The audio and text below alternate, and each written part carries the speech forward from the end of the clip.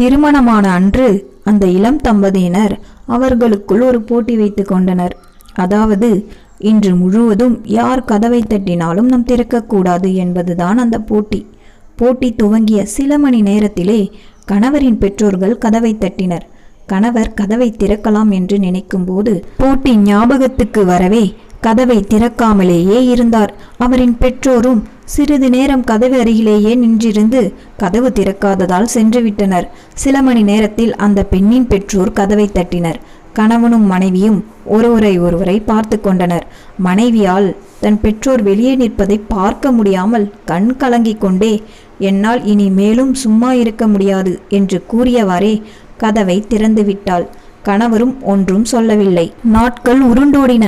அவர்களுக்கு 4 மகன்களும் ஒரு மகளும் பிறந்தது. அவள் கணவரும் தனக்கு மகள் பிறந்ததை கொண்டாட பெரிய விருந்து ஏற்பாடு பண்ணினார். மகிழ்ச்சியுடன் விருந்து நடந்து முடிந்தது. அன்று இரவு அவர் மனைவி, நமக்கு மகன்கள் பிறந்த போது இந்த அளவு நீங்கள் கொண்டாடவில்லையே என்று கேட்டார். அதற்கு அவள் கணவர், என் மகள்தான் நாளை எனக்காக கதவை திறப்பாள் என்றார். பெண்கள் எப்பொழுதுமே விலை மதிப்பில்லாதவர்கள், பாசத்துக்குரியவர்கள். பெண்மையை போற்றுவோம். இந்த கதை உங்களுக்கு பிடிச்சிருந்ததுன்னா மறக்காம நம்ம சேனலை சப்ஸ்கிரைப் பண்ணிக்கோங்க. தேங்க்யூ.